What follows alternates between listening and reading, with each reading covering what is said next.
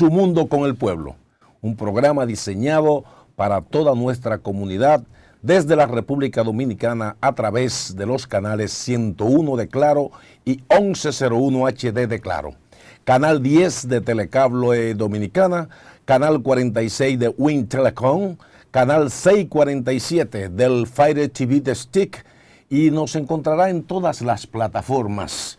Es bueno, amigas y amigos, que tengan los teléfonos listos, porque así comenzamos para que usted pueda interactuar con nosotros, comunicándose incluso a través de WhatsApp en el 809-547-1158. Y aquí estamos para ustedes, y en especial un saludo a toda esa comunidad internacional, esa diáspora dominicana diseminada por el mundo.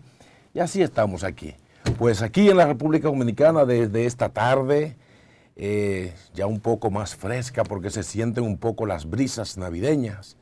Ya nos informan nuestros amigos y amigas que están en los países fríos del norte, que ya empieza a sentirse también el frío en Estados Unidos, Europa y Canadá, ni hablar. Por allá por Canadá tenemos muchos dominicanos y dominicanas que están reportando incluso ya la nieve que empiezan a caer.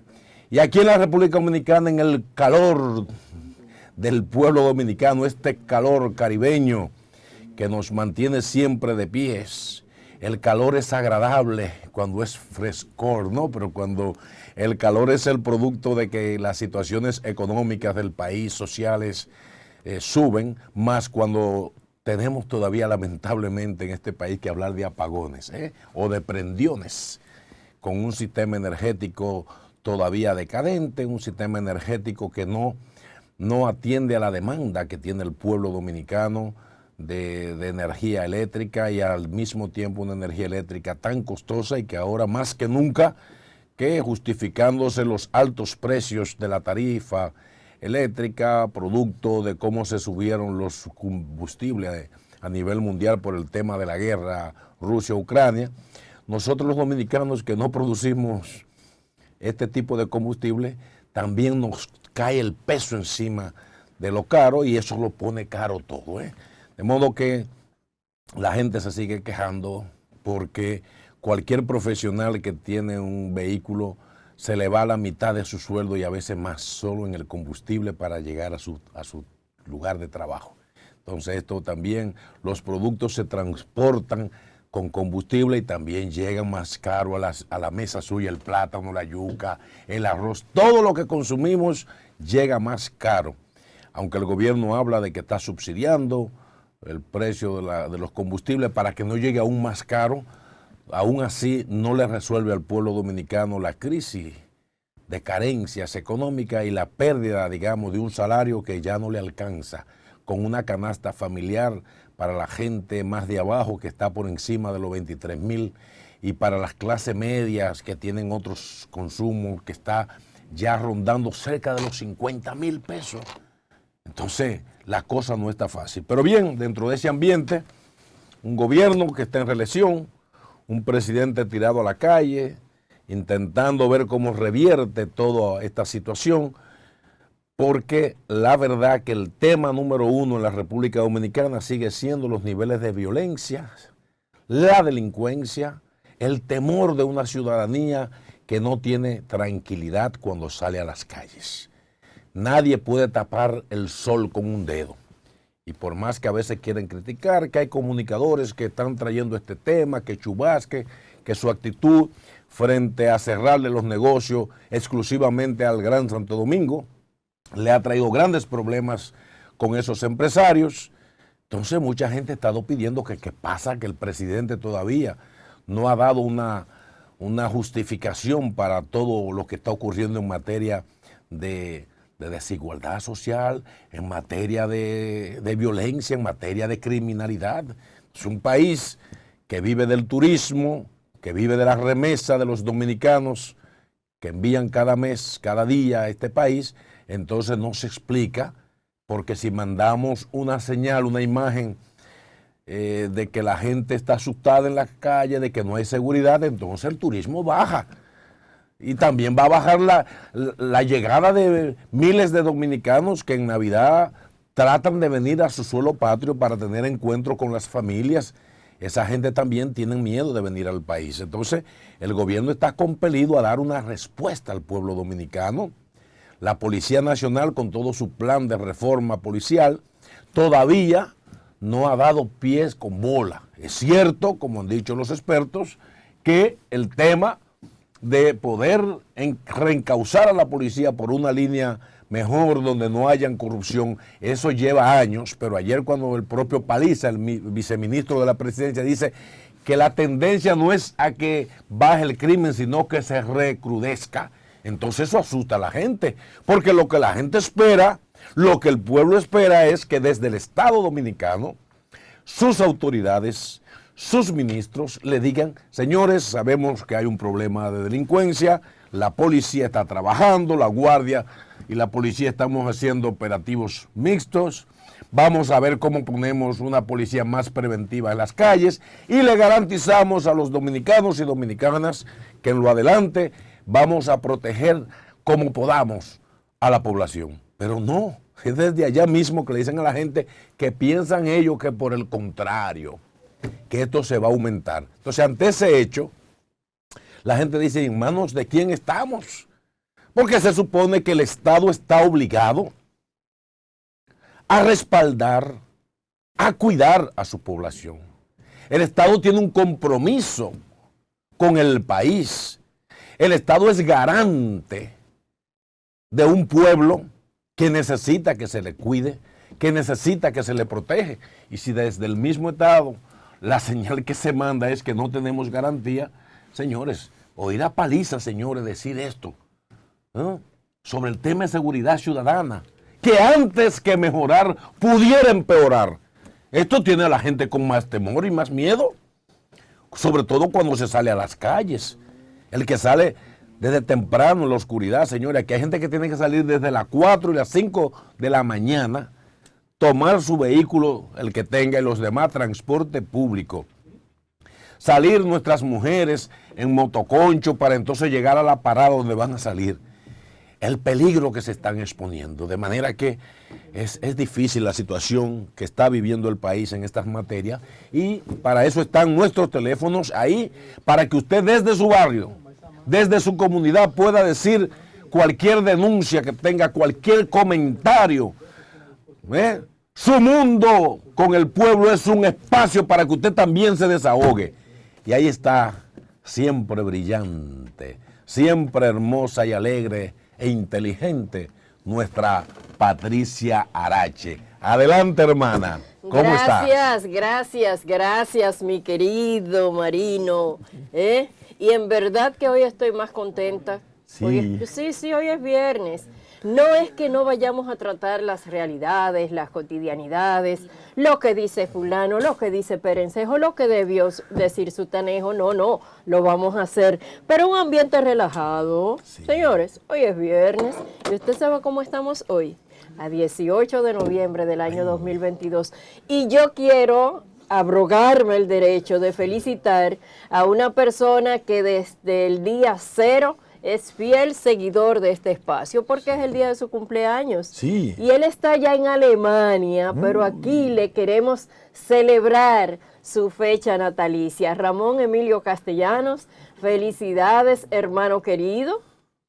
Dios te bendice, al igual que a nuestra Cecilia Rijo, allá en el este, desde allá nos están siguiendo y saben que lo felicitamos. Y felicitamos también a doña Isabel, la matrona de los García Romero. Mira, mucha gente que felicitar y mucha gente que nos sigue, que nos apoya y que independientemente de donde estén, le dan seguimiento a todo lo que se produce en la República Dominicana y en el mundo a través de esta plataforma Multimedios Su Mundo. Qué bueno que podemos estar aquí, qué bueno que podemos compartir y qué bueno que podemos celebrar la vida. Extensiva también, que me lo escribió, a Juliana Sánchez, activa y siempre muy pendiente de todo lo que se produce en esta plataforma. Muchísimas gracias a todos, feliz cumpleaños y que las bendiciones del Señor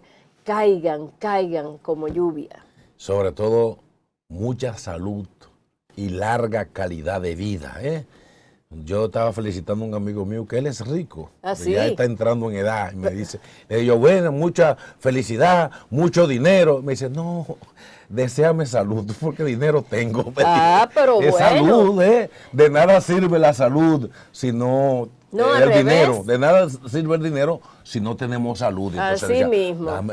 Deséame salud, Marino, que eso es lo que yo necesito, porque el dinero está ahí. Sí, hombre, y Apárrense, mira, sí. y como estamos celebrando cosas, yo debo compartir contigo, Marino, que no te lo había dicho, pero también con la audiencia, el hecho de que ayer yo estaba celebrando el primer mes aniversario de este espacio. Sí. Sí, y sí, lo sí. hice en silencio, me fui calladita, pero quería darme esa licencia. Sí, y ayer estuve por Samaná. Sí, sí. Ahí estuvimos Celebrando con Sí, Coco, sí, pero sí. con Coco, Ay. celebrando el primer mes aniversario Sí. de este espacio. Su mundo con el pueblo, y el pueblo te felicita y el pueblo te apoya porque te lo merece y te lo has ganado. Ay, De caramba. manera que Ay, podemos hacer. caramba. Mira, Marino, tú hablabas hace un ratito de la preocupación que generan declaraciones del ministro administrativo de la presidencia, José Ignacio Paliza. Generan preocupación, mucha preocupación ciertamente. Creo que fue un exceso de franqueza, si se pudiese utilizar el término. Óigame lo que estoy diciendo, un exceso de franqueza. ¿Por qué franqueza? Porque ciertamente lo que se está advirtiendo y lo que se ha advertido en todas partes del mundo es un aumento, desgraciadamente, pero es real, un aumento de malas prácticas para la subsistencia. Porque el nivel de vida que está teniendo la humanidad en este tiempo, las crisis lo han presionado de una manera terrible, y el COVID-19 desgraciadamente sigue siendo un hándicap y sigue siendo un porqué de las cosas. Y además, y esto es peligroso, y yo quiero que empecemos a reflexionarlo para que no nos quedemos solo en la reacción a determinadas declaraciones o acciones, sino que analicemos y reflexionemos sobre el momento que estamos viviendo. Atención, todavía pende la amenaza de que otras pandemias y otras situaciones sigan cayendo sobre el globo terráqueo y generando situaciones que no quisiéramos pensar que pudieran darse, pero realidades son realidades. The New York Times en el día de hoy publica un angustioso reportaje en el que advierte que esta Navidad, este diciembre, lo vivirá una gran parte del mundo totalmente encerrado. ¿Usted sabe por qué? Porque hay una nueva amenaza de pandemia en el mundo. Entonces, ya se estarían tomando las previsiones para evitar que las consecuencias sean tan fatales como los fueron o como las fueron con el COVID-19. Que la humanidad hasta este momento no había sentido ninguna situación tan drástica como la registrada del 2019 a finales hasta este 2022 al principio. O sea, fueron tiempos difíciles que han venido generando e incrementando situaciones que ya antes conocíamos. Algunas gentes decían, wow, ¿y cómo va a ser? ¿Cómo van a vivir personas que, si se impone el distanciamiento, que fue una de las medidas sanitarias importantes, cómo van a vivir o cómo van a hacerse las personas que habitan en un cuartucho y son 7, 8, 9, 10 y hasta 12 miembros en una familia y duerme uno encima del otro? Bueno, hubo mucha gente de esa que sobrevivió por más de una razón, y la primera es que probablemente los anticuerpos entre sí mismos ya se habían habituado a esa inmunidad de rebaño. Pero además recordar que la República Dominicana fue uno de los primeros países que salió al frente para dar al traste con la incidencia del COVID-19, hay cosas que hay que decirlas, independientemente de que usted esté de acuerdo o no con la gestión administrativa del momento. Y siempre lo hemos dicho, el COVID-19 en República Dominicana se inició en el final del gobierno del Partido de la Liberación Dominicana, y el propio Partido Revolucionario Moderno y sus funcionarios admitieron que se inició un buen manejo de la crisis del COVID. De hecho, ese buen manejo de crisis de COVID se extendió y se consolidó con las nuevas autoridades que asumieron de frente el problema, aun cuando no tenían experiencia en nada. Sí, sí. En nada, porque era la primera vez que esa organización política asumía el poder, y lo asumió con muchísima responsabilidad. Adoptó medidas que en principio nos parecían muy atrevidas. Por ejemplo, cuando yo escuchaba al ministro de Turismo, a David Collado, y al propio presidente de la República, Luis Abinader, decirle a la gente, vamos a hacer turismo interno. Yo decía, pero se están volviendo locos. ¿Pero qué es lo que quieren? Pero así no puede ser.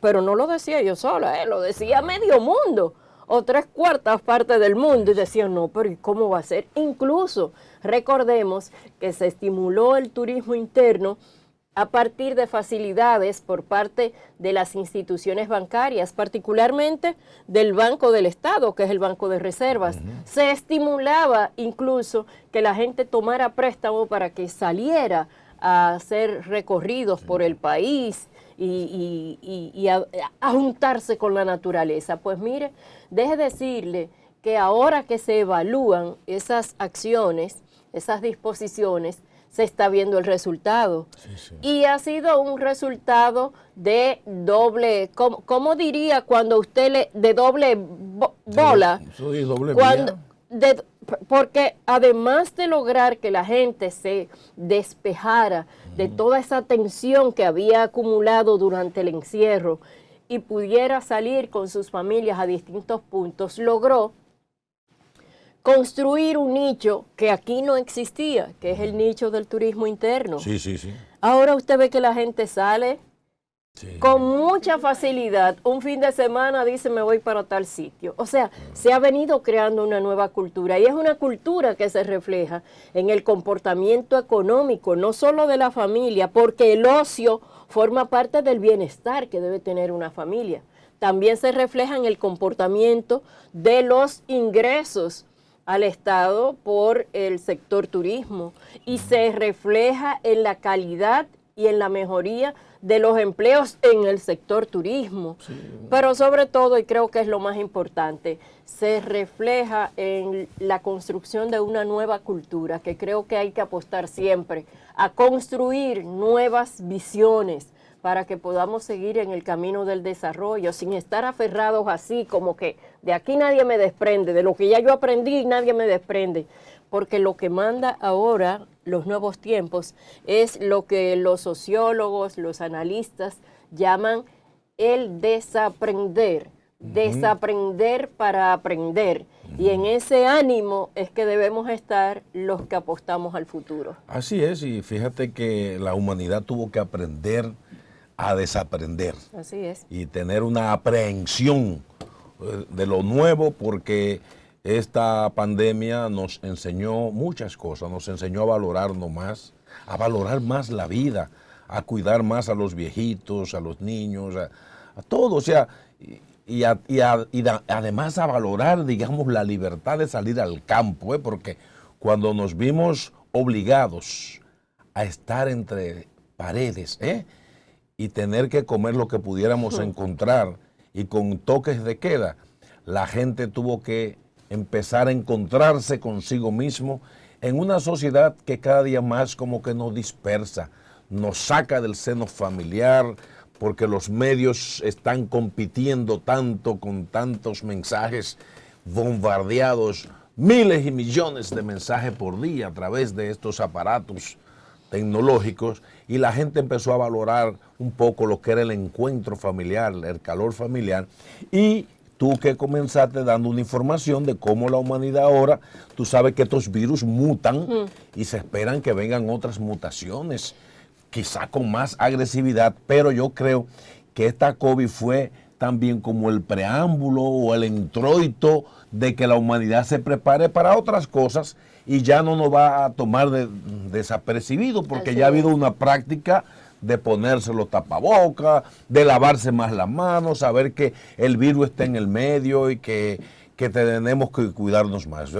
Si somos tomamos un poco esa experiencia de los orientales, que para ellos la palabra crisis no existe. Para ellos existe la oportunidad. Y aquí se nos ha dado oportunidad de aprender, de reencontrarnos y de tener una sociedad que valore más la vida. Mire, a propósito de eso, señores, déjenme compartir con ustedes una confesión que me han hecho personas ligadas al mundo de la venta de elementos decorativos para fiestas. Le hace para cumpleaños, para aniversarios, para cualquier cosa. Ustedes saben que hay muchas tiendas, le llaman, ¿cómo le llaman? Bueno, son unos kioscos que venden esos asuntos, globos, detallitos. Ahora no me acuerdo, pero no me acuerdo de los nombres que tienen los establecimientos, aunque sí de la persona que me hizo la referencia. Nunca antes ese tipo de negocios había vendido tanto como durante y después de la pandemia. ¿Usted sabe por qué? Porque la gente aprendió a apreciar a la gente. Claro, toda regla tiene su excepción. No decimos que todo el mundo comenzó a amar a todo el mundo. No, pero la mayoría de la gente comenzó a amar más a quienes tiene de cerca, a quienes son sus familias, sus amigos, sus compañeros. ¿Y qué ocurre? Que en medio de ese distanciamiento obligado, como medida sanitaria que se produjo en el mundo, pues no pasaba un momento en que la gente no quisiera celebrar al otro. Y en medio de los cumpleaños, como no se podía estar cerca, pues compraban globos, compraban detalles, se lo mandaban, se lo dejaban en la puerta. Señores, las cosas que yo vi de manifestación de amor entre amigos y familia, de verdad que recordarlo me hace llorar, pero de emoción, porque entendí al ver todas esas acciones que todavía el mundo tenía muchos elementos que iban a provocar y a propiciar su larga existencia, porque estaban fundamentándose ya en el entendimiento, en el amor, en la comprensión. Y usted veía cómo madres y padres se volvían locos para el cumpleaños del niño o la niña.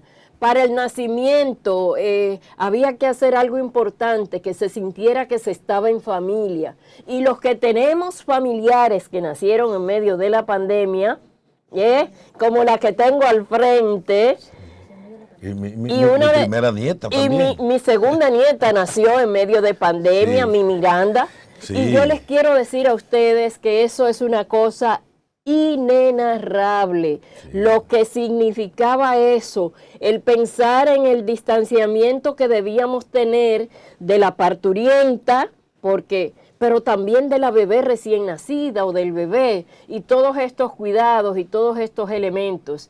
Y la preocupación de todos y cada uno de los que rodeaban el entorno. Te decían, no me lo traigas. Entiende, no lo traigas, dime qué tiene. El pediatra, la pediatra, no lo traigas, no te preocupes. Si se le presenta una situación, tú le das esto. Sí, solo sí. Si hace una crisis demasiado aguda, llévala al hospital. O sea, hubo tanta identidad humana en esa crisis del COVID-19 que hay que convenir lo que siempre hemos dicho.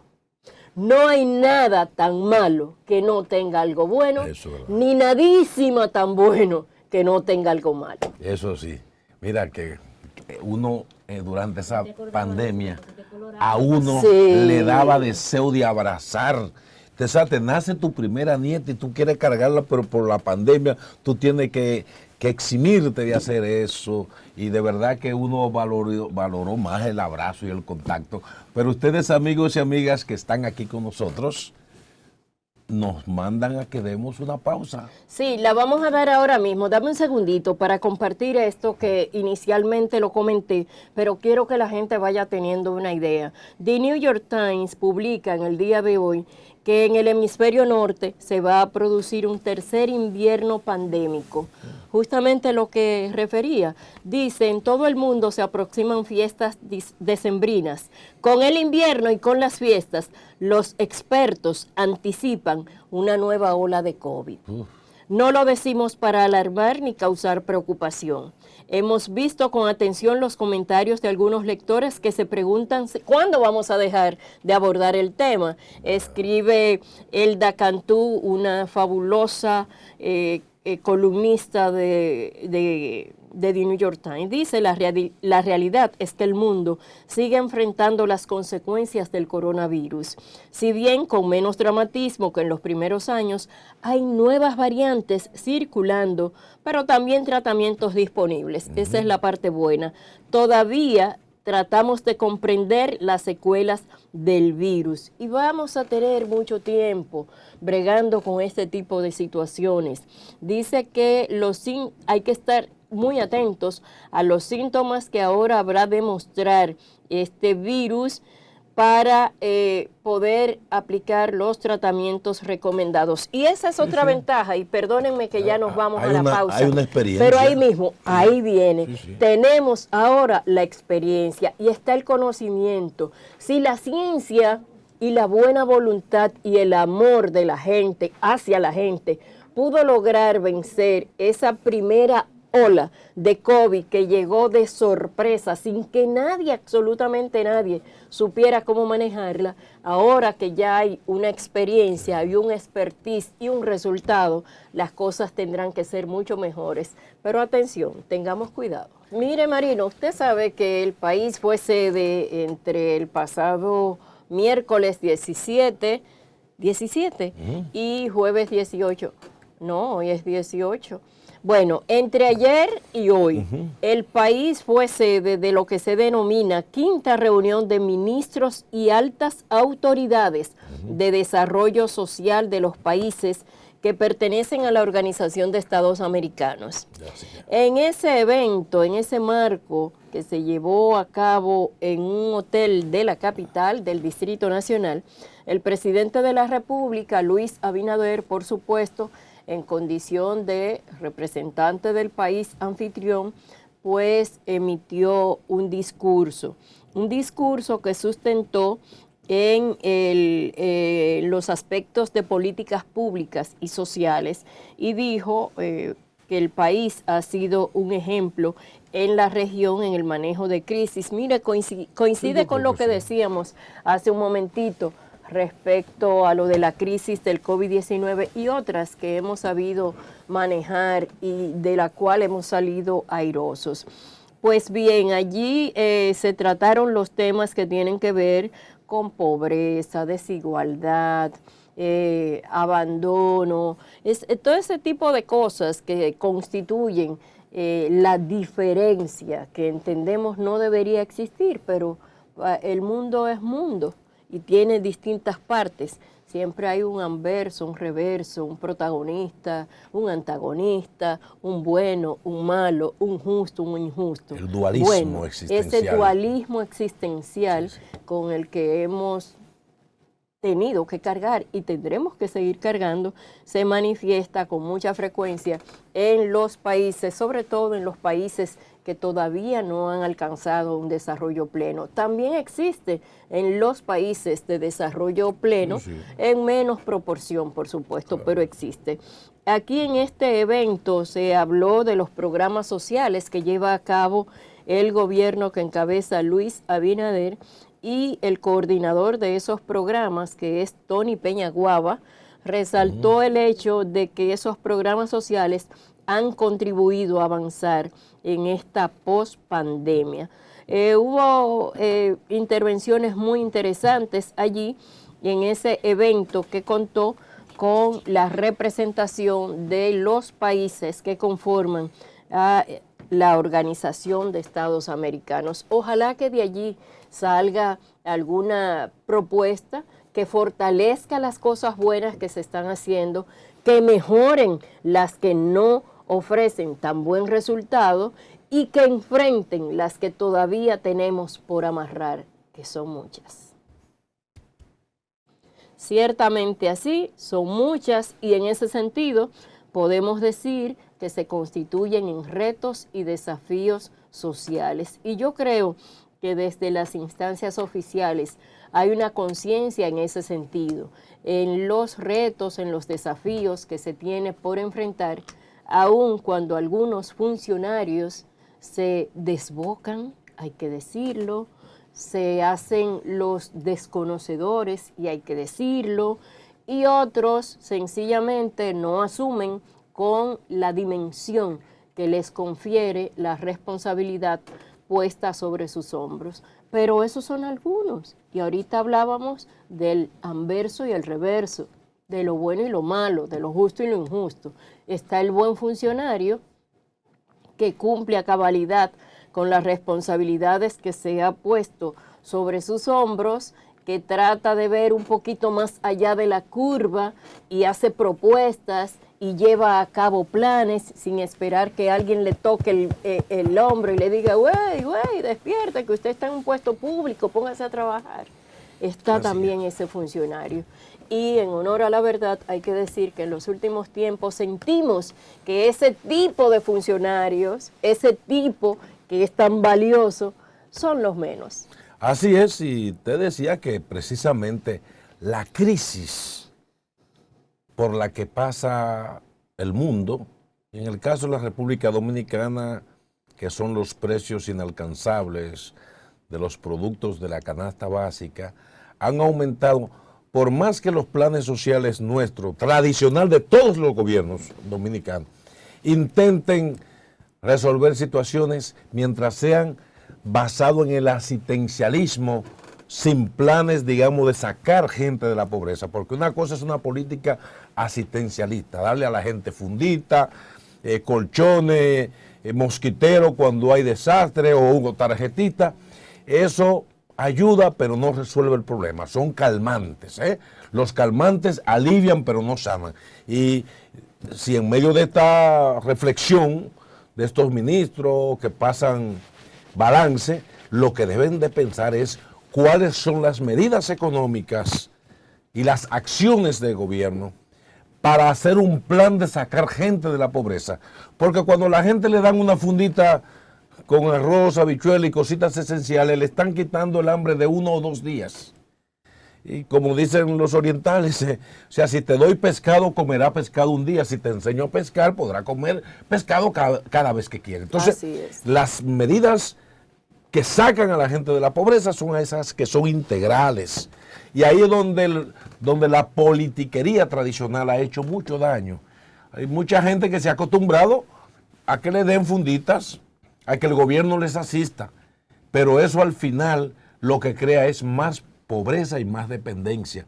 De ahí que la conciencia social del pueblo, que se han cuestionado mucho esa pobreza que se ha ido creando, recrudeciendo, la gente a la hora de elegir a sus gobernantes vende su voto por 500 pesos, lo vende por un picapollo. Entonces, tenemos que como instituciones también ir creando una conciencia social en el país, en nuestro pueblo, para que entendamos que todo plan de un gobierno debe de pasar necesariamente para ver cómo de manera integral se hacen propuestas sociales para sacar a la gente de la pobreza.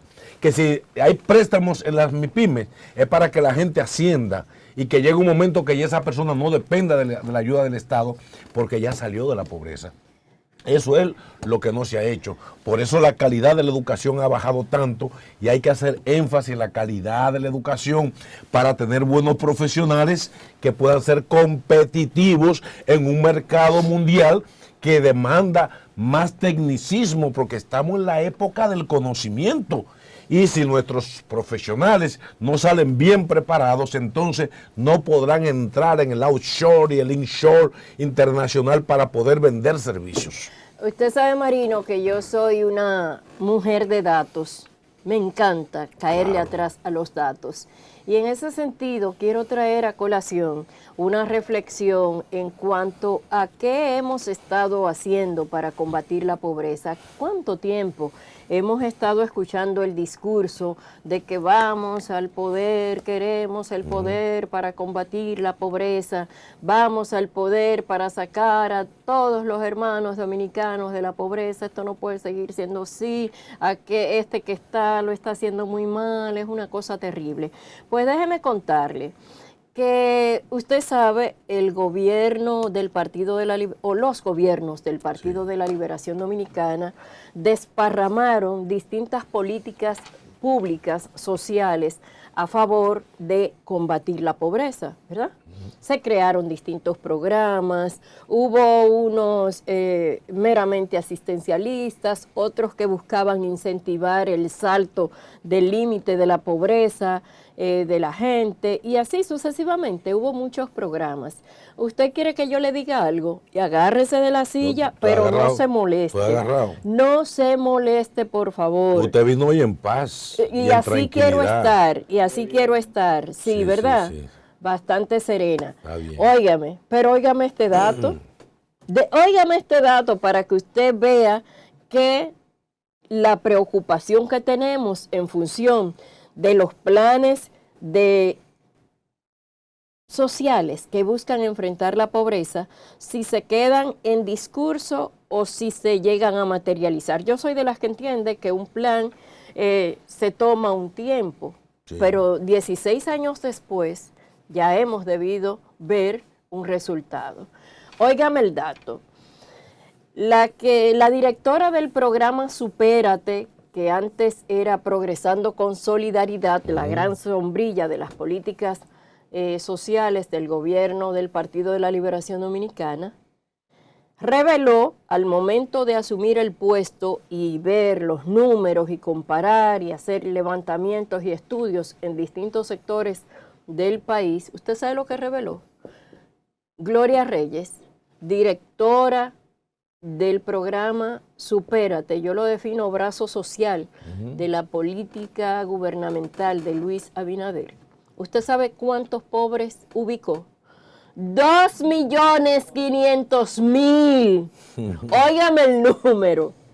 2.500.000. ¿Usted sabe cuál porcentaje es ese de la población dominicana?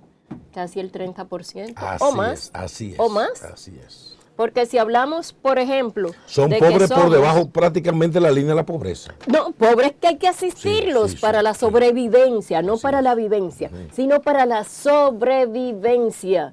Y cuando yo vi este número que estaba compartiendo la nueva administración gubernamental, dije, pero es que no vamos a salir nunca. Porque dígame, ¿qué haría usted si le tocara recibir un estamento que se supone luchaba y lucha contra la pobreza y encontrarse con que hay, en base de datos, 2.500.000 pobres? ¿Qué usted haría? Yo te voy a decir una cosa, yo estoy tratando de calmarme lo más que yo puedo. De verdad que hasta respiro hondo. Óigame, tú vives trayendo datos. 2.500.000. Entonces, estamos hablando de lo siguiente. ¿Hay pobreza que es porque los pobres se hacen pobres o hay una pobreza inducida? Y yo creo que la pobreza que sufren nuestros pueblos latinoamericanos y el mundo en general son pobrezas inducidas. Porque hacer pobre es un gran negocio, déjame decirte. El negocio que más le conviene a muchos sectores ricos es hacer a los pobres, incluyendo hasta quienes dicen que van a ayudar a los pobres, como es el caso de muchas ONG y muchos programas de desarrollo con participación comunitaria. Lo primero es que los salarios son onerosos de quienes dicen que van a trabajar con los pobres. Quienes dicen que van a entregarle a los pobres canasta, comida, etcétera, se ganan un dineral buscando a sus suplidores para que le hagan comisiones, dádivas para los pobres. Incluso las agencias internacionales que donan a otros países pobres para sacar a los pobres de la pobreza o para entregarles recursos, también ahí nos meten sus tecnologías, sus tractores, hay que comprárselo a ellos, y cuando te aprueban 10 millones de dólares para un programa para trabajar con los pobres, en toda la parafernalia de sus estructuras se quedan el 50%. O sea, los pobres siguen siendo un gran negocio, y donde peor es para los pobres cuando desde los gobiernos, desde la partidocracia rastrera, no de los hombres y mujeres honorables que hacen política seriamente, estoy hablando de esa politiquería barata y demagógica, usan a los pobres, construyen y aumentan la pobreza, porque si esos pobres tienen mala capacitación educativa, si esos pobres viven hacinados, lo mantienen en la pobreza como un modo de mantener un voto ahí fuerte, porque a esos pobres yo le doy una tarjeta cada mes, a esos pobres el día D de la votación también le damos unos chelitos, incluso sabemos de casos, porque en trabajos sociales que estábamos haciendo en algunos barrios, yo recuerdo una vez en San Pedro, estábamos haciendo un trabajo de concientización a la comunidad ante una elección, y llegaron los PLDistas de la época a observar quiénes estaban en esa reunión, para entonces quitarle la ayuda que tenían. Y mucha gente se pararon porque un dirigente le hizo señas. Quien daba la tarjeta en ese barrio de San Pedro, en ese momento, ¿quién era? Un tipo, uno de la Junta de Vecinos, era el que tenía el control de cuánta gente eran beneficiados, y se paró en la orilla de aquella palizada en un patio que estábamos en San Pedro, y le hizo señas al primero. Y le dijo, dile a ellos que si siguen ahí van a perder la tarjeta. ¿Cómo? Y se vació más del 50% de una reunión comunitaria. O sea, lo que quiero decir es que la pobreza ha sido la constructora de grandes riquezas. Así es. La pobreza entonces no es casual. La pobreza es incitada por un sistema que cada día más quiere que el pobre siga siendo pobre, porque es la manera de ellos ser rico, y así una sociedad no avanza, así no hay equidad, así no hay avance en una sociedad. Pero para yo no seguirme incomodando, por favor, yo quisiera que sea el compañero Joaquín el que me releve. Bájalo un chin, bájalo un chin, Joaquín, bájalo. Mire, por favor. Marino, está lloviendo, así que hay que ¿Está lloviendo? Sí. Mire, que hoy es viernes, no me asuste. Está lloviendo, amor. Si usted no trajo, muy buena canción. Sí, mire, hoy es viernes, no me asuste. Ay, no me gusta fue un viernes la lluvia 4. de los viernes. Fue un viernes 4 lo que pasó. A mí no me gusta la lluvia de los viernes. Está bien oscuro allá afuera. Ay, Dios mío. Mira, en lo que tú cantas, afuera está lloviendo amor. Déjame compartir esta información que me luce interesante, porque habla de música, y quiero que Marino baje un poquito después de esos datos que hemos manejado. Y anótenlo, señores, que son datos reales, no estamos creando nada ni sacando del sombrero una cifra. Miren, en el marco del Día Nacional del Merengue, que es cada 26 de noviembre, o sea, la semana que viene, es Día Nacional del Merengue, pues el Ministerio de Relaciones Exteriores realizó el coloquio sobre merengue, música, política e identidad. Allí hubo toda una manifestación de alegría, de música, y fue entregado de manera obviamente in memoriam, como mérito póstumo, un premio a Casandra Damirón. No me diga. Un símbolo de Barahona, de la región sur y del país en sentido general. Que mucho tiempo se utilizó su nombre, ¿verdad?, para reconocer a las grandes figuras del arte y el espectáculo en la República Dominicana, y cada vez que uno tiene la oportunidad de poder resaltar lo que es su persona, su vida aquí en el país, pues hay que hacerlo, porque aquellas generaciones que no tuvieron la oportunidad de conocer toda su vida, pues ahí esa sea una vía para poder hacerlo. Y recordar, señores, que la Organización de las Naciones Unidas para la Educación, la Ciencia y la Cultura, UNESCO, ha declarado el merengue como Patrimonio de la Humanidad. Miren esa belleza, señores. Excelente. Esa era doña Casandra Damirón. Qué hermoso y qué legado dejó Cassandra a esta República Dominicana, a Latinoamérica. Sobre el merengue expusieron desde sus perspectivas los señores José del Castillo, Rafael Solano y Rafael Chalhut Mejía, resaltando por supuesto ese impacto mundial que ha tenido el merengue y su evolución. Así es que qué bueno que tenemos espacios para celebrar el merengue y que hay organizaciones internacionales como la UNESCO que han visto ese potencial y esa realidad del merengue y lo han definido o declarado Patrimonio Inmaterial de la Humanidad. Eso hace un tiempito ya que se declaró, como la bachata también, ya la bachata es Patrimonio Inmaterial de la Humanidad. Los dominicanos tenemos muchos patrimonios de la humanidad. Recordemos la zona colonial. Y cada vez que se tenga la oportunidad para defender el merengue hay que hacerlo. Merengue bien hecho, bien estructurado. Nosotros tenemos una de las mejores, uno de los mejores ritmos del mundo. O sea, quien no sabe bailar un merengue, por lo menos mueve los pies. Así es que aquí se le está dando mucho paso a lo urbano y todo eso, pero el merengue hay que apoyar. Así mismo cantaba doña Cassandra, y cómo mueve los pies, cómo mueve la cintura.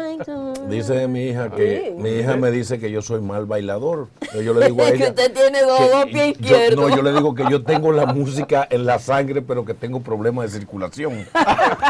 O si no, que usted tiene su música por dentro. Y por tanto no tiene por qué estarle exhibiendo, ¿no? Que lo propio le decía a Joaquín, que estábamos en un karaoke en estos días, que yo canto muy bien, pero el problema es que el público me oye mal. Entonces, el problema no es usted. Totalmente desafinado.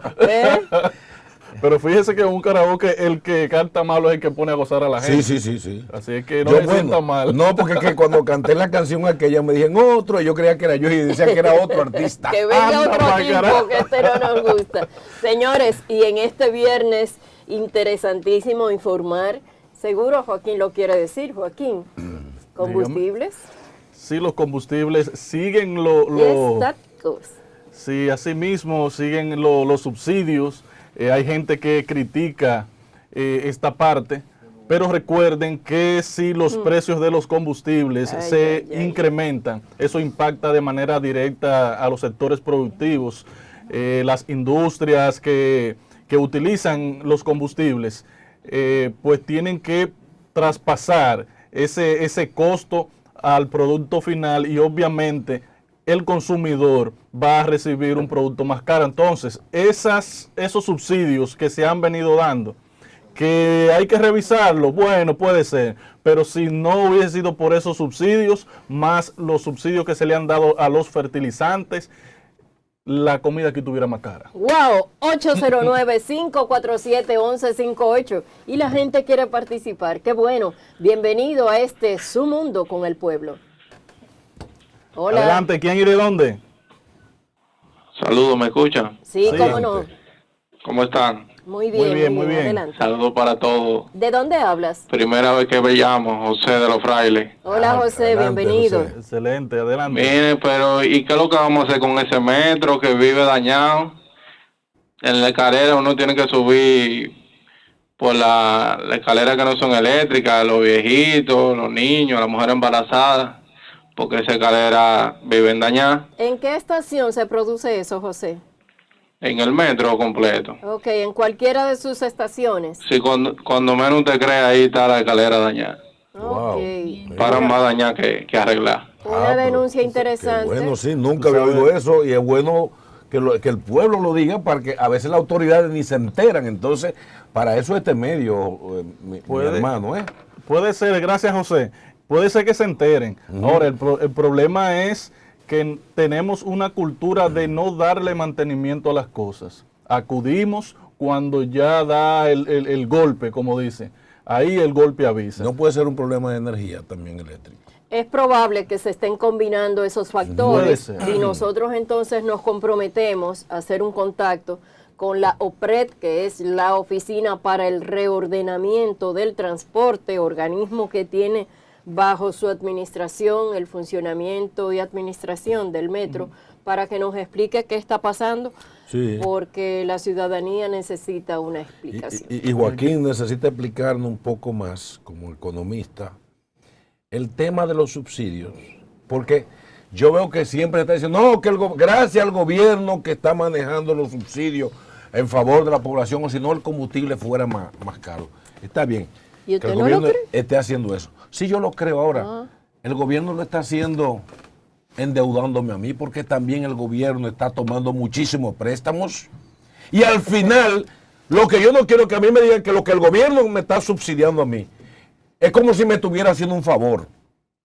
El gobierno está usando millones y millones de dólares endeudando al país y al final lo pago yo también. O sea, que no me vean como que es un favor que me está haciendo. El gobierno está haciendo la medida económica que él debe de hacer, pero que no se me presente como que le está haciendo un favor a uno. Es con mi propio dinero. Y se está endeudando el país, endeudándome a mí, endeudando a mis hijos, mi nieto y mi tataranieto. Hay que estar muy claro de eso. Si hay deudas, el país, hay que partir con lo de los combustibles. El país no produce petróleo. El país es inminentemente es importador. Y con ese conflicto que se está dando y que al parecer no tiene una señal al final del túnel para llegar a su fin, ese conflicto que se está dando en Ucrania afecta productos como el petróleo, afecta productos como los fertilizantes que son utilizados en el campo, en los diferentes productos. Porque recuerden que también de esa parte de Ucrania, esa parte de Rusia sale, señores, sale más del 20% de los granos. Por eso le dicen a esa zona ahí el granero de Europa, el granero de esa zona. Y si todos esos productos comienzan a tener problemas y también se combina con problemas en el transporte marítimo, que ya recordemos que por el tema que tuvo China, que tuvo que eliminar gran parte de la población porcina, comenzó a acaparar y a comprar a todo aquel que le pudiera vender, por ejemplo, maíz. Y al tener una demanda tan alta, comenzaron también a escasearse los contenedores.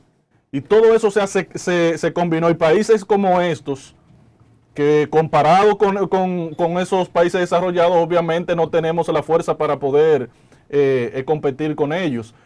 Pero se le complica las cosas. Aquí tenemos sectores como el sector avícola, o sea, productores de huevo, productores de pollo. Tenemos sectores como el porcino, tenemos como la ganadería y esos otros sectores que todos traen aquí semanal, quincenal, mensualmente toneladas de maíz, de trigo. Claro, el alimento para sus crianzas. Entonces, cuando se producen todos esos conflictos internacionales, países como la República Dominicana se ven muy impactados. Miren el problema con el gas natural. Las autoridades dominicanas han dicho, bueno, tenemos suficiente gas y contrato a largo tiempo, a largo plazo, que nos van a permitir seguir generando energía a un buen precio.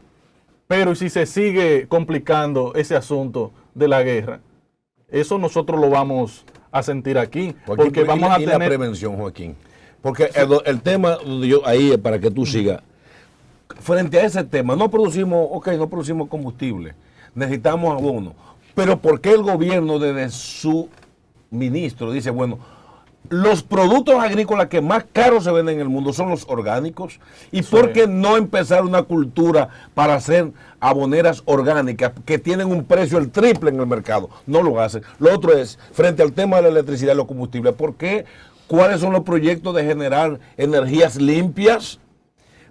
Preferimos seguir usando fósiles más caros que hacer una campaña educativa de inversión real. Entonces, esa es la cosa por la que yo me incomodo. Sí, usted es el experto en el tema. El país le devuelvo la palabra. El país está invirtiendo mucho en energía solar. Hay varios parques que se están desarrollando, hay otras licitaciones que el gobierno ha anunciado. Creo que fue el año pasado que inauguraron uno de manera importante ahí cerca de Guerra, la Reforma Guerra, y se han estado probando diferentes proyectos, pero no son todavía suficientes. República Dominicana no cuenta en el sector eléctrico con lo que le llaman una reserva fría, que si una planta de esa se dañó, apagones es que vamos a tener. Entonces se ha estado trabajando en ello. El gobierno ha anunciado como 3 licitaciones para poder construir plantas que puedan permitir que no se den los odiosos apagones, porque a ninguno de nosotros nos gustan los apagones. Entonces, se han estado dando estamos en ese proceso. Ahora, ¿qué sucede? Que se duró demasiado para eso. Se supone que usted debe tener una visión a largo plazo. Todos los días se incrementa la demanda de determinados productos como la energía, que es esencial para el desarrollo de un país. Y si todos los días se están también desarrollando proyectos habitacionales, ese sector va a necesitar energía. Todas las semanas, todos los meses, se están aprobando empresas, inversiones extranjeras. Creo que fue ayer que el gobierno anunció que la aprobación de 9 empresas de zonas francas. Eso va a necesitar energía. Entonces, y todos los servicios. Y todos los servicios esenciales, agua y todos los otros. Entonces, hay que planificar mejor las cosas. Por eso es que uno critica muchísimo. Bueno, permiten que algo coja como un tamaño para después venir a enfrentarlo. Pero viendo ese problema todos los días, y se hacen las denuncias, se presentan, y como que vamos a esperar a ver hasta dónde llega para después actuar. Muy fuerte. 809-547-1158, los televidentes. Adelante. Adelante, ¿quién y de dónde? Hola. Buenas tardes, adelante, ¿y de dónde? Entonces, lo que tú estás diciendo es que no hay una planificación, no hay una cultura de planificación en la República Dominicana. En el tema eléctrico se están dando los pasos. Pero entonces estamos comenzando de cero, porque es lo que hemos dicho siempre. Se esperó demasiado. Edward, perdóname que tú me prefieres serena, pero cuando escucho estas cosas tengo que caer en cuenta, ¿verdad? En cuenta de que lo que hemos estado diciendo es cierto. El tema es que decimos, y nos hemos pasado más de 50 años desde que fue cercenada la dictadura, hablando de desarrollo, hablando de buscar respuesta, buscando dinero, invirtiendo dinero, haciendo esto, haciendo lo otro. Y cuando pasamos balance vemos que estamos prácticamente en punto cero. No diríamos en punto muerto porque es una exageración, es un extremismo, pero en punto cero. En punto cero, y hay que comenzar. Sí, y fíjense, por ejemplo, el sector eléctrico, cuando se hablan de apagones, todos los problemas del sector eléctrico, quien carga con ellos son las EDES, porque es quien tiene el contacto directo con el cliente. Pero ahí se da toda una cadena. O sea, está el sector generación, está el sector de transmisión, están las EDES, pero al final cualquier problema es a ellos. Pero cae en la última cadena. Entonces, pero donde tú dejas entonces, yo como empresario, tengo una empresa, además de que tengo que pagar una tarifa altísima, tengo que tener un generador, una planta que me cuesta millones, y tengo un gasto permanente de combustible. Este mismo canal para funcionar tiene que tener planta generadora, y cada vez que se va la luz entra el sistema, y entonces se paga luz cara, y también encima de eso tengo que comprar combustible. O sea, aquí la generación eléctrica se le está transfiriendo a un empresariado medio, que es el que paga con dolor ese sacrificio por los apagones. Entonces un Estado así nunca va a progresar. Por eso hay que comenzar a tomar medidas eficientes, porque cuando y desarrollar estrategias integrales, porque no es un subsidio a los combustibles, por ejemplo, un subsidio al sector eléctrico, que se está hablando que fácilmente el próximo año se va a meter unos cuartos. Primero que revisen lo que está pasando la administración de ese sector eléctrico, que vean cuál está siendo el desempeño de las generadoras, que casi nunca se toca. ¿Y por qué, Joaquín? Casi nunca se habla de qué ocurre con las generadoras. Porque ellos, un 20, un 30, un 40%. ellos están haciendo su trabajo. O sea, si ellos están, valga la redundancia, generando energía, pero al final es que está el escape. Porque hay, como le llaman, problemas en el sector eléctrico que son técnicos y no técnicos. ¿Cuáles son por problemas técnicos? Bueno, cuando se daña algún elemento, algún transformador, de distribución, eso se entiende, esas son las pérdidas técnicas. Las no técnicas es el robo que hay. Y ese es como más difícil de enfrentar. Es difícil enfrentarlo, pero si se trabaja con eficiencia, poniéndose metas, se puede corregir todo eso, porque cuando nosotros vamos a la zona este de la República Dominicana, la región este, donde está la empresa CEPEN, usted se roba la energía y ellos tienen un sistema de tecnología que detectan por dónde está la falla. Claro. Y si usted va y hace alguna reclamación que no se corresponde, ellos ahí mismo detectan qué es lo que está pasando. Que mi factura me está llegando alta. Cuando ellos revisan el sistema, le dicen hasta la hora que... ¿Saben por qué? Vamos con los televidentes que quieren participar y qué bueno. Adelante, 809-547-1158. Vamos a ver si las tecnologías permiten que le escuchemos. ¿Quién nos habla y de dónde? Hola. ¿Quién y de dónde? Mira, ese tema de la pérdida de electricidad, de la pérdida que tienen las empresas de transmisión y las mismas distribuidoras, señores. Yo nunca había visto una empresa que opere con casi el 50% de pérdidas y las EDE. ¿Y es verdad eso? Por lo menos hay una EDE. Están perdiendo. Hay una EDE que realiza casi 50% de pérdidas. Este tiene un lío, Que ya yo ni le creo. Fíjese, yo ni le creo a este empresariado ya. De verdad que no. Creo que ahí deben sentarse y tomar las medidas del lugar, porque no puede ser. Si son técnicas, vamos a ver cómo la resolvemos. Sí, porque si es técnica depende del empresario. Y si no es técnica, más fácil de resolver todavía, pero aquí es lo más difícil. 809-547-1158. Adelante. ¿Quién y de dónde? Hola. Saludos. Hola, hola. Se le escucha lejos. Acérquese. No se escucha bien. Deben tomar algo en cuenta, y es que cuando hagan la llamada deben de bajar el volumen de su televisor para que no se produzca ese problema. Adelante, ¿quién y de dónde? Buenas, ¿cómo están? Ahora sí. De Santo Domingo Este. Adelante. Muy bien, adelante. Yo quiero que ustedes me expliquen qué vamos a hacer nosotros con el maltrato animal. Porque ya estamos cansados de ver cómo tantas personas maltratan, le cortan los pies, la cabeza, lo arrastran de los motores y aquí no se hace nada.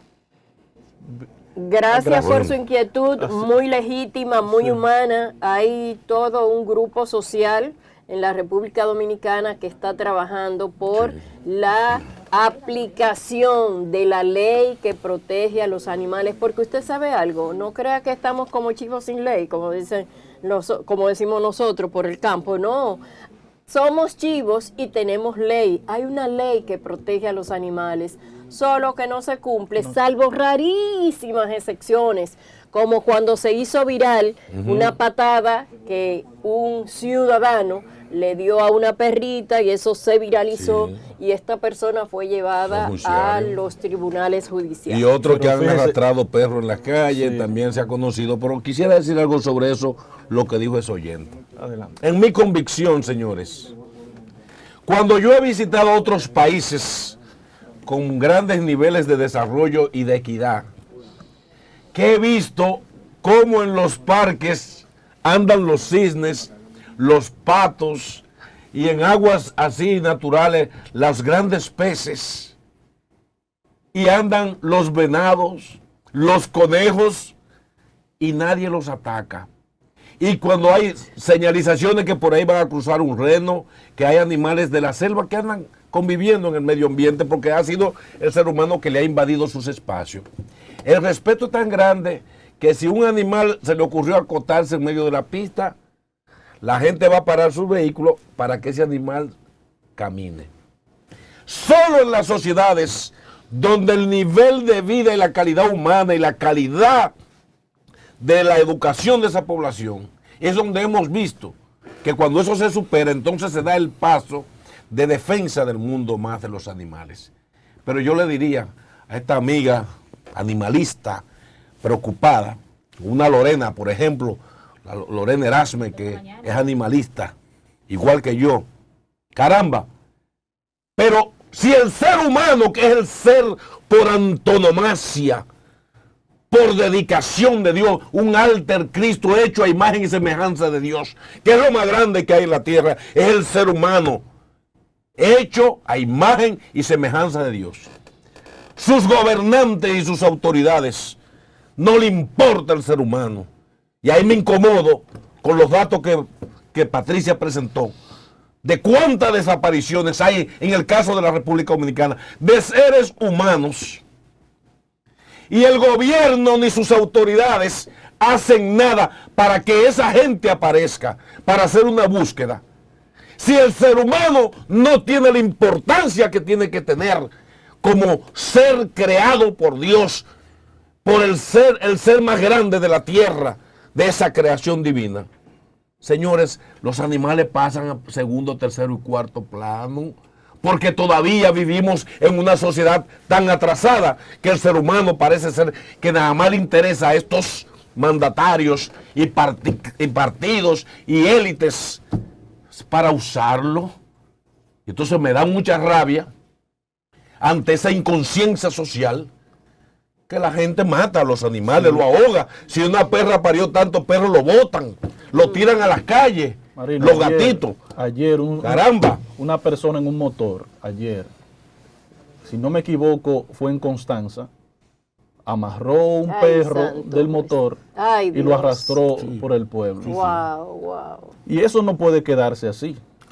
Ahí hay que actuar. ¿Por qué usted le hace eso a un animal? Wow. Fíjense una cosa, señores. Y el hombre que golpea a una mujer, es para que veamos eso. Sí. Estamos hablando del animal con sensibilidad. Pero cuando un maldito golpea a una mujer, asesinan a un niño, violan a un niño, una niña, se desaparecen gente y eso tampoco importa. De ahí tú tienes una explicación para ver que las prioridades de estas culturas nuestras, si el ser humano no cuenta, menos van a contar los animales. Mira, tú sabes porque es una cultura maldita. Los escucho y recuerdo el tema que en ocasiones usted lo tararea. Yo quisiera ser civilizado como los animales. Así es. Porque en contrapeso con lo que ustedes están contando, en el día de ayer estuve por una comunidad de Samaná, es uno de esos distritos municipales en los que la gente no tiene mayor desarrollo ni mayor acceso ni a tecnologías ni a buenos servicios. Es más, era una cosita así tan estrecha que dijimos, no, pero esto no es para que transiten vehículos de 4 gomas, apenas es un abierto para que la gente pueda pasar en una motocicleta probablemente, y así es en esas condiciones. Sin embargo, en ese entorno vimos en las calles caminando libres y felices sin que nadie le lanzara una piedra. Exacto. A un decenal de gansos. Libres y felices. ¿Usted se da cuenta de ese contraste? Sí. Mientras en las ciudades tú ves que un desalmado agarra un perro o le prende gasolina a la cola de un gato. Oiga, usted no ha visto, son unas cosas terribles que hacen, y toma un perro y le hace todo tipo de tortura sin importar, le lanzan una piedra, cualquier cosa, en lugares donde el desarrollo, entre comillas, no ha llegado. Todavía se convive con esa naturaleza y se protege a la naturaleza. Y por más libre que usted lo vea, ni se lo roba para meterlo a un caldero, ni le tira piedra para romperle una pata. Así es. La educación, Patricia. La educación cuando un ser humano actúa en contra de un animal de forma violenta, eso tiene que ver mucho con la educación del hogar. Claro que sí. Porque yo recuerdo que mis padres, si yo cogía cualquier objeto para tirárselo a un perro o a una gallina, a un gallo, porque yo soy de campo, yo tenía problemas. Claro que sí. Señores, yo tenía hace unos años un perro y yo salía de mi trabajo solo a llevarle comida a ese perro. Y llegó un momento que yo dije, mira, este animal yo lo voy a poner a coger lucha porque no puedo venir aquí de manera constante a traerle comida y él debe comer todos los días, como come el ser humano, debe comer todos los días. Y yo prefería hablar con alguien y regalárselo, solo para no verlo sufrir. Imagínense que yo agarro y digo, no, yo le echo comida a veces.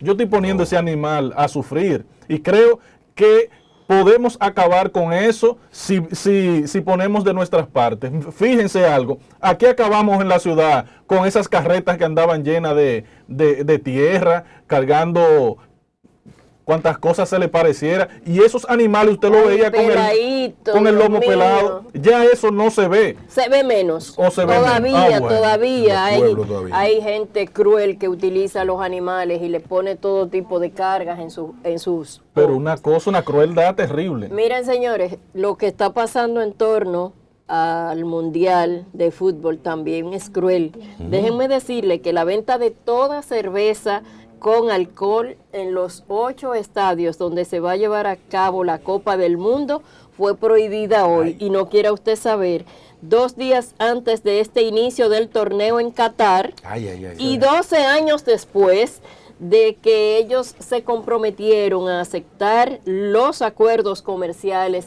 de la FIFA. Realmente es una situación que se ha extendido y que en un ratito vamos a dar más detalles sobre esta información que nos mandan desde La Voz de América. Primero, cogemos las llamadas de la audiencia. Adelante, buenas tardes. Hola. Baja por favor Adelante. el volumen para escucharte mejor. Vamos a ver. Adelante. Listo. Buenas noches, su mundo con el pueblo. Buenas Adelante. noches. Adelante. Desde Constanza, el pueblo que es el paraíso del planeta. Eso es verdad. Dígalo duro y dígaselo al mundo. Ese es de Constanza el que está hablando ahí.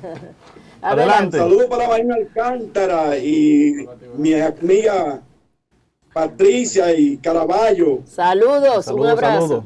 Adelante. Quiero felicitar a Marino por el comentario al inicio del programa.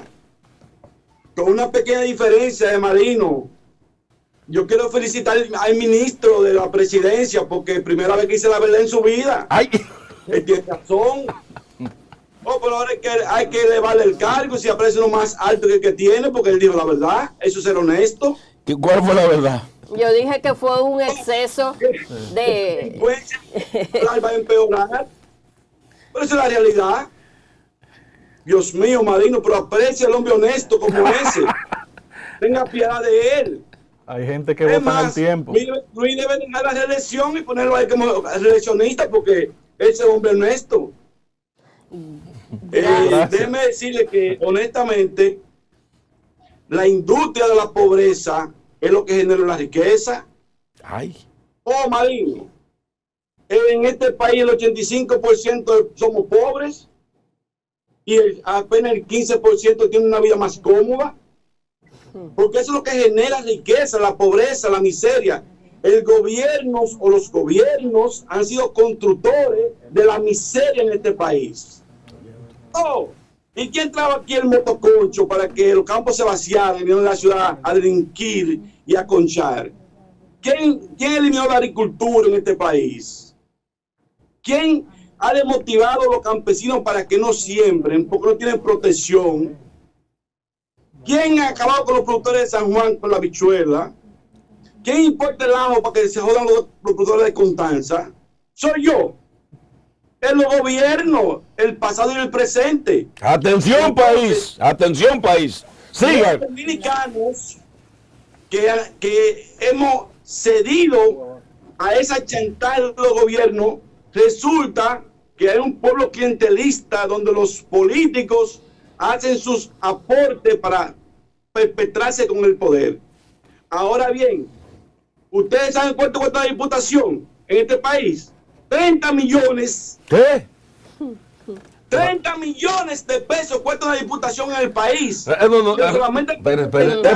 Déjeme sentarme bien, aguántese. Los banqueros y los que se roban los cuartos del Estado pueden captar 30 millones de diputación para producir 3.500.000 en 4 años. Pierden 26.500 en el negocio. Pero no cuadra eso, no explíqueme eso. 60 millones de pesos. Oh, pero si a mí me gusta dar servicio, yo puedo gastar eso. ¿Cómo diablo va a recuperar inversión?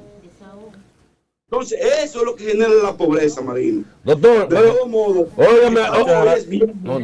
es viernes, estoy con Patricia en paz. ¿Verdad que sí? Un abrazo. Ahora escucha esto, lo que va. No se me vaya, no se me vaya. ¿Cómo que no, Marino? No. Déjalo que sea feliz. No, porque eso es lo que viene a atormentarme la cabeza. Él decidió ser feliz y estar tranquilo. ¿Verdad que sí, distinguido?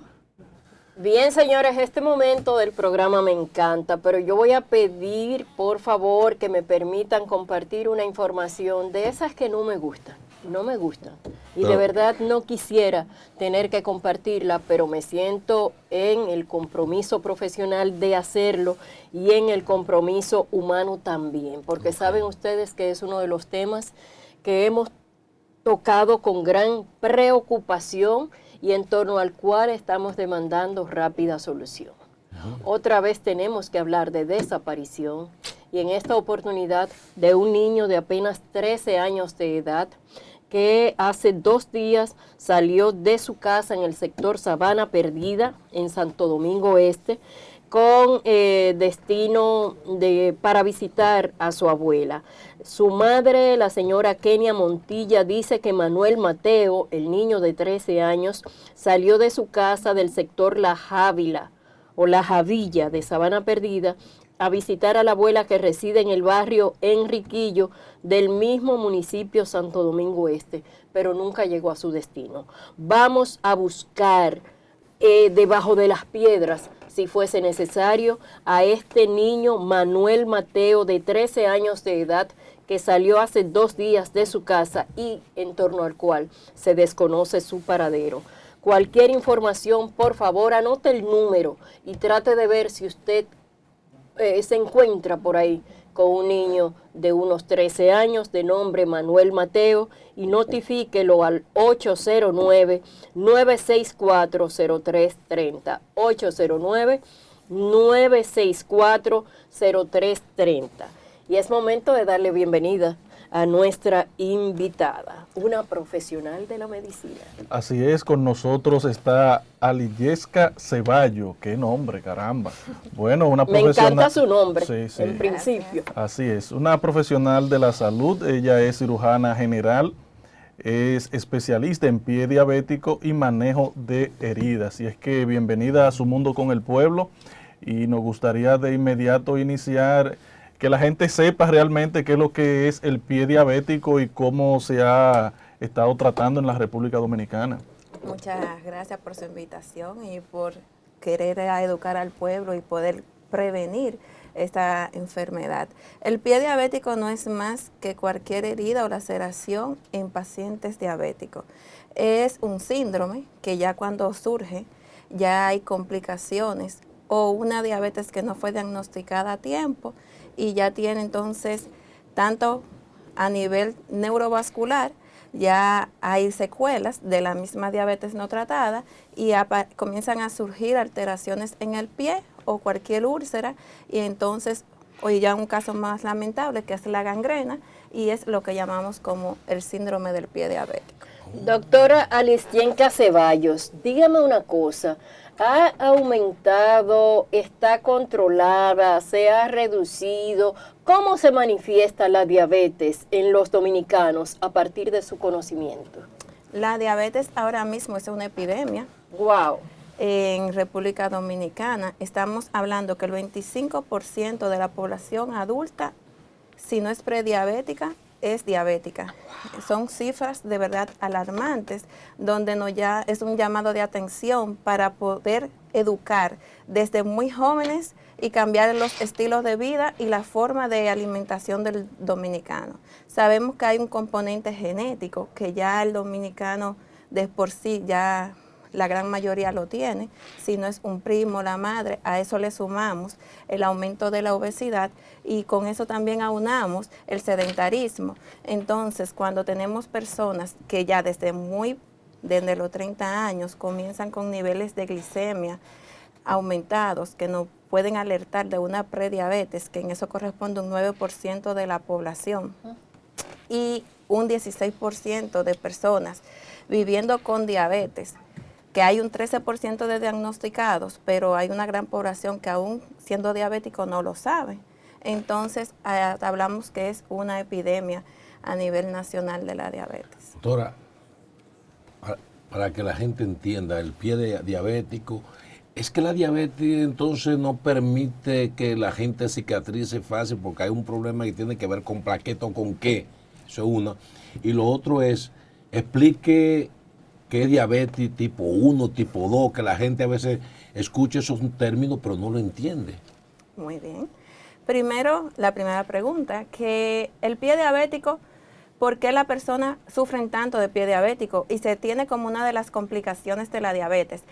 El pie diabético no es más que hay unos cambios neurovasculares que se dan tanto en la microvasculatura, que son pequeños vasitos que se van tapando, y en la macrovasculatura, que son los grandes vasos por la aterosclerosis, las grasas, y eso como no tenemos el metabolismo ideal, se van pegando a las paredes de las arterias.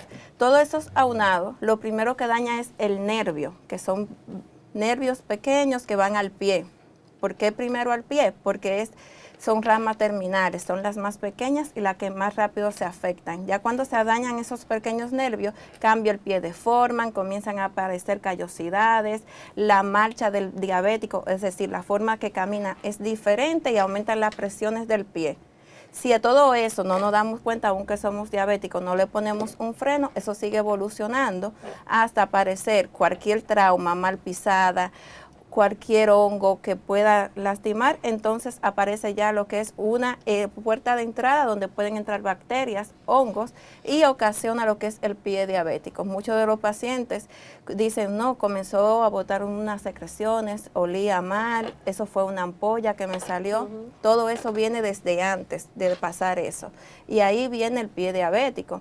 La diabetes inmunosuprime, es decir, las defensas del paciente están muy por debajo y entonces ya la piel no cicatriza a la misma velocidad que una persona normal, dando al traste que si tenemos niveles de glicemia mucho más alta, proliferan las bacterias mucho más rápido y vienen todas estas complicaciones, que por eso es un síndrome, porque son varios componentes que se juntan para ocasionar lo que es un pie diabético. Su siguiente inquietud. Respecto a la calificación diabetes 1, tipo 2. La diabetes tipo 1 es aquella donde el organismo no produce insulina, ya sea de calidad o suficiente insulina, donde el órgano que produce la insulina, que es el páncreas, las células beta son deficientes o están dañadas. Este tipo de diabetes aparecen a más temprana edad, ya sea de niños se diagnostican o adultos jóvenes o en adolescentes. Mientras que la diabetes tipo 2 a veces es una resistencia a la insulina que tenemos. Nuestras células, nuestro páncreas comienza a secretar la insulina, pero nuestra célula es imposible captarla y no se hace el metabolismo. También a una alteración del metabolismo comienza a reducir los niveles de insulina que produce el páncreas y se juntan los dos factores. Entonces, la diabetes tipo 1 se conocía como insulino dependiente y la tipo 2 como no insulino dependiente. ¿Qué pasa? Que la persona se decía, no, yo tengo una diabetes que no necesita insulina, pero una tipo 2 que no está bien controlada, que que ya los niveles de glicemia están muy elevados, sí necesita insulina. Y la insulina no es mala, como yo siempre digo, porque nuestro cuerpo lo que produce normalmente es insulina. Y si nosotros vemos el tratamiento con insulina como un daño, o que eso me va a matar, o que en unos cuantos años ya yo no voy a ser el mismo, estamos en un grave error, porque normalmente lo que produce nuestro organismo es insulina. Muy bien, muy bien. Doctora, nosotros hemos visto que después de la pandemia a la gente como que se le ha complicado todo cuadro de salud que tenga, toda enfermedad. Desde su experiencia, ¿cómo la pandemia ha impactado a ese sector que sufre de la enfermedad que ha estado explicando acá hoy? Con la pandemia tenemos dos agravantes. Primero, las personas se preocupan más por su salud, quieren ir mayormente al médico, porque si vemos cuáles fueron los pacientes con mayor complicaciones, fueron aquellos que tenían enfermedades crónicas muy maltratadas. Entonces ya las personas quieren tener todo controlado, preocuparse y hay un mayor número de diagnósticos. Lo otro es que hay algo que es indiscutible, el síndrome post-COVID. Toda persona que le dio COVID queda con secuelas y por tanto, aunque tenga un tratamiento, si no se trata adecuadamente, tiene manifestaciones en sus enfermedades de base que pueden ser que estas, como la presión, aumente, tiene enfermedades como mayor riesgo de trombosis, que hacen trombos, émbolos y por eso son más graves en ese tipo de personas. Pero todo eso, con ir a tiempo al médico, se pueden evitar.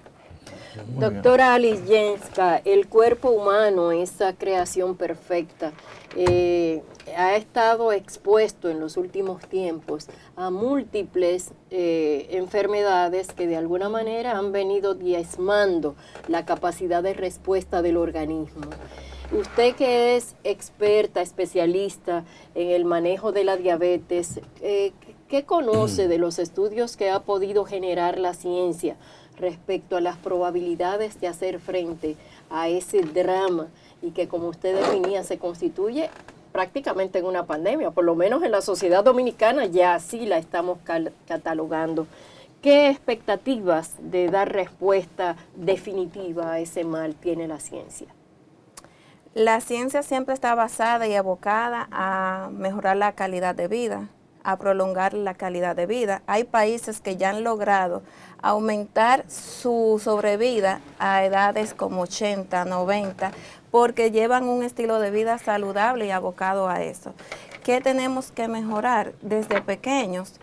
A esos niños hay que enseñarles qué es un estilo de vida sano, que ver ejercicio no se vea como una obligación, ahora mismo, o un castigo, que es, voy a hacer ejercicio porque tengo que bajar de peso, no, es porque necesita que tu organismo esté activo, necesitamos actividad física, necesitamos estar más alerta, y es así que tiene que ver, que comer una manzana no significa como que voy a comer algo que no me agrada, que la hamburguesa es mejor, y es cambiar la visión que tenemos nosotros los seres humanos hacia el estilo de vida suave. Doctora, nuestra audiencia es sumamente activa y cuando le tocamos un tema tan de interés como el de la salud, ahí lo tenemos. 809-547-1158. Buenas tardes, ¿quién nos habla y de dónde?